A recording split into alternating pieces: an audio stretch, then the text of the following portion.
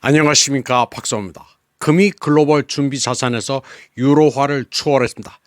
각국 중앙은행들이 준비 자산 다변화를 모색함에 따라 금괴의 중요성이 커졌습니다.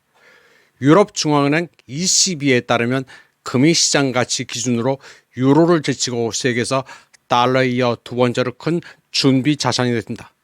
이러한 변화는 기록적인 중앙은행의 금 매수와 지정학적 긴장 고조에 기인합니다.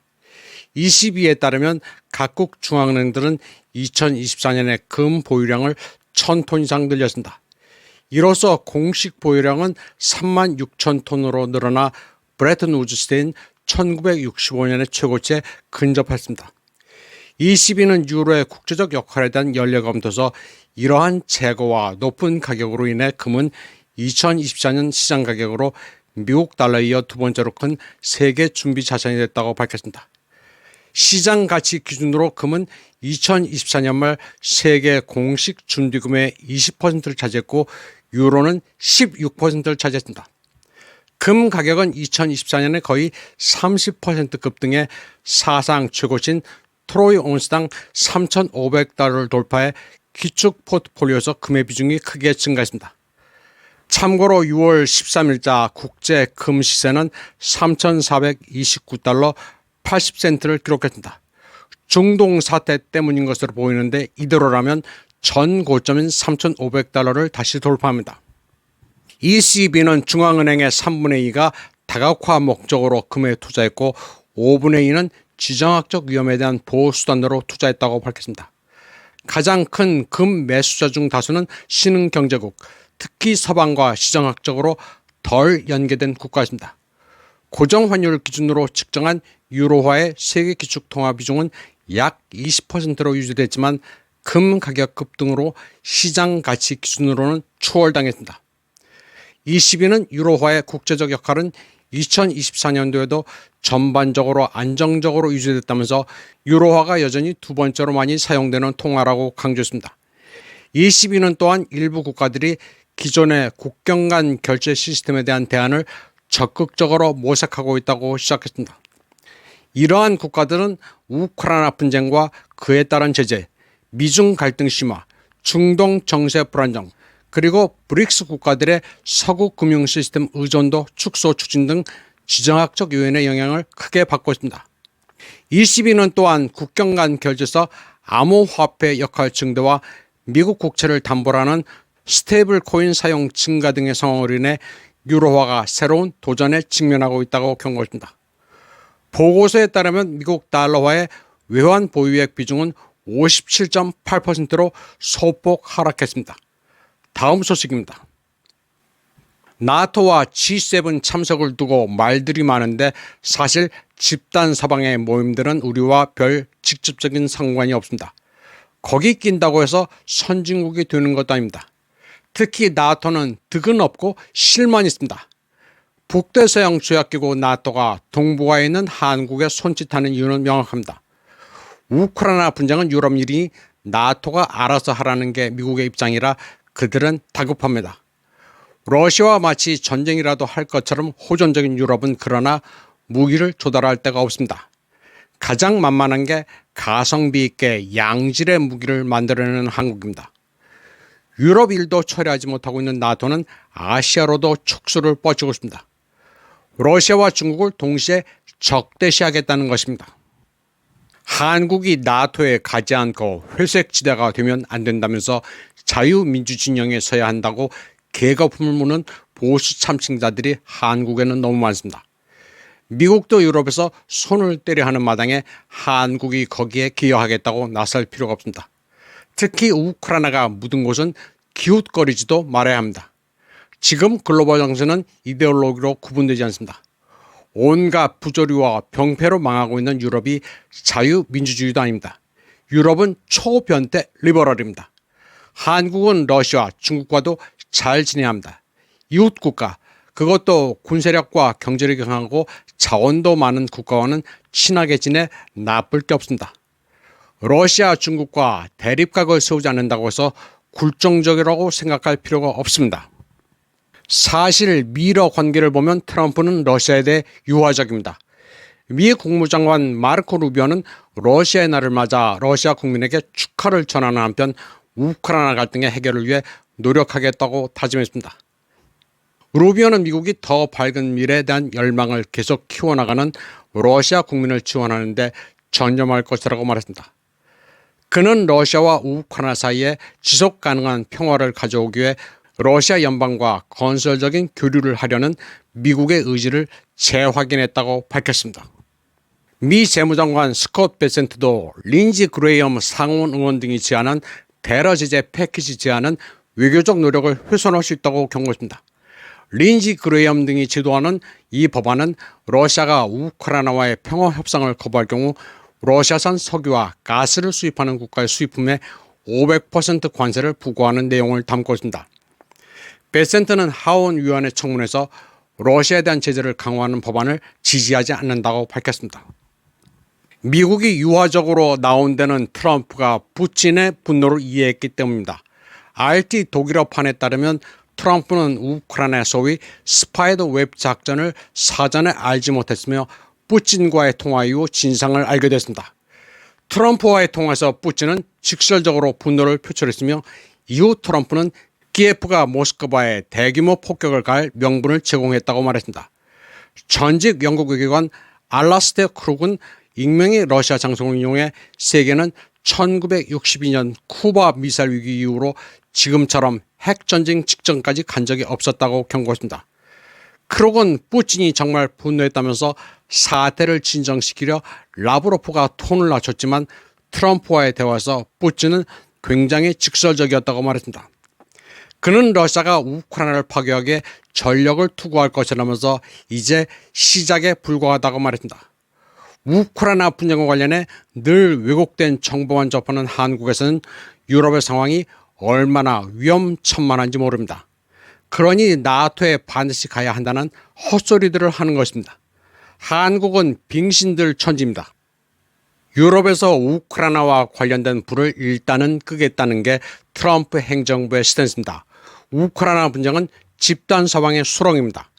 미국이 나토와 결별 수순을 밟고 있는 마당에 한국이 섣불리 끼어서는 안 됩니다.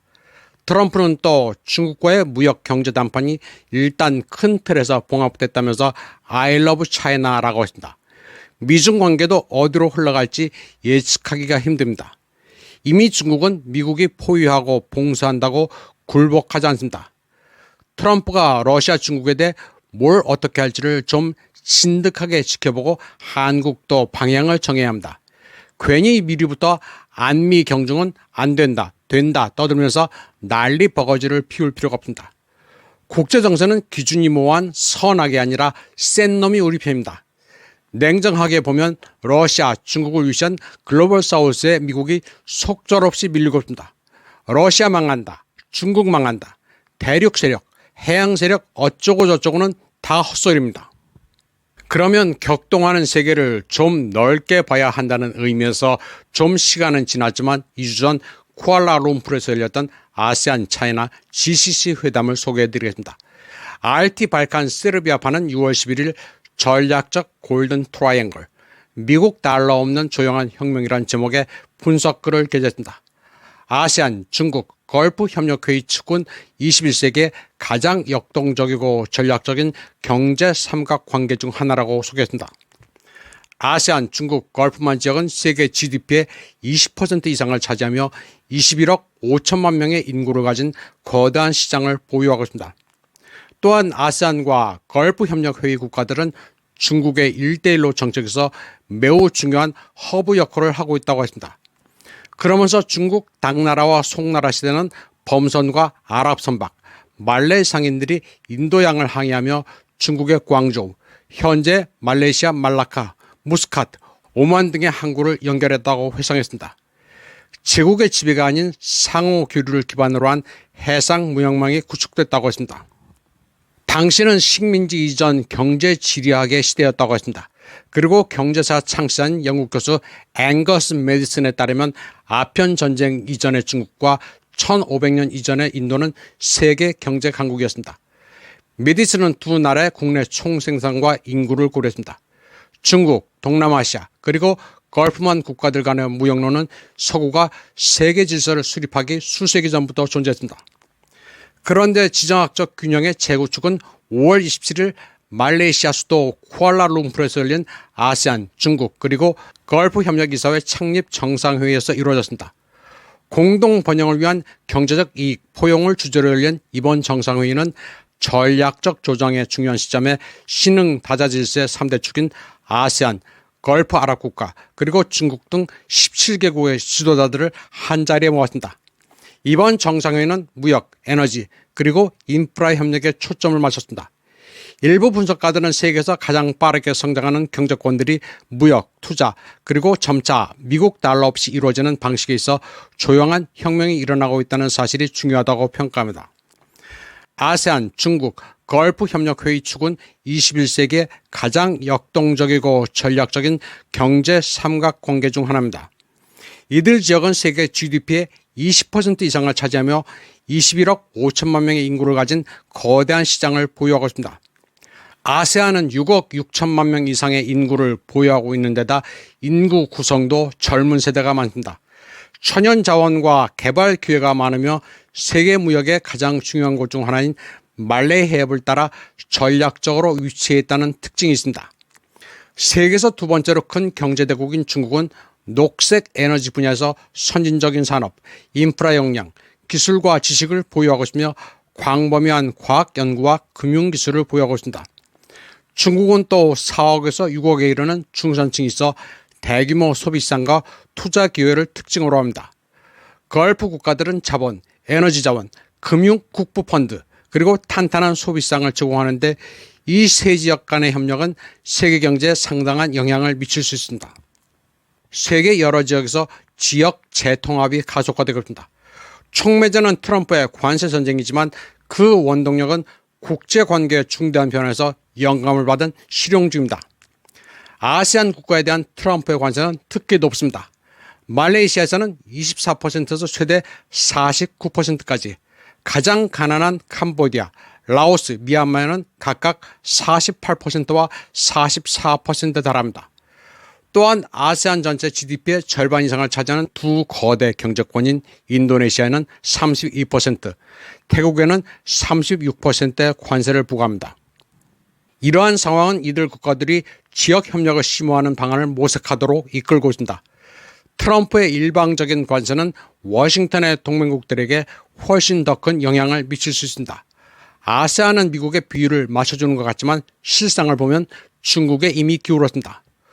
동맹은 안보 의식을 기반으로 구축되는데 예측 불가능한 미국은 갑작스러운 정책 변화에 취약하기 때문에 동맹국들이 워싱턴과의 동맹을 이점이 아닌 위험으로 여기게 될 수 있습니다. 동맹국들은 미국과의 관계에서 위험을 줄이기 위한 새로운 보장책을 찾아야 할 것입니다. 아세안, 차이나, GCC는 서로 단결함으로써 대서양 지역과는 다른 협력 모델을 만들어낼 수 있습니다. 이곳에서는 합의가 강압보다, 무역이 관세보다, 지속 가능성이 경쟁보다 우선할 수 있습니다. 하지만 아무것도 보장된 것은 없고 삼각형의 각변은 구조적 약점을 가지고 있습니다. 그러나 세 지역은 각자의 길을 개척함으로써 분열의 시대도 상호 의존이 여전히 가능하다는 것을 보여줍니다. 갈등과 경쟁의 불협 화음 속에서도 역사적 기억과 상호 존중에 기반한 시끄럽지 않고 명확한 외교가 앞으로 나아갈 길을 제시할 수 있음을 일깨워줍니다. 이 기사의 저자는 유럽 중심적인 가르침에 푹 빠져 있었기 때문에 명나라 시대 무슬림 출신인 정화가 말라카 해협을 거쳐 서쪽으로 항해해 중동으로 향했다는 사실을 오랫동안 알지 못했다고 했습니다. 그러면서 이제 해상 실크로드가 중국과 남아시아 항구에서 남진해해를 거쳐 말레이 해협, 인도양, 그리고 중국 일대일로 사업의 일부인 호르무즈 해협을 통과한다고 지적했습니다. 이번 방송은 여기까지 하겠습니다. 시청해주신 여러분 감사합니다.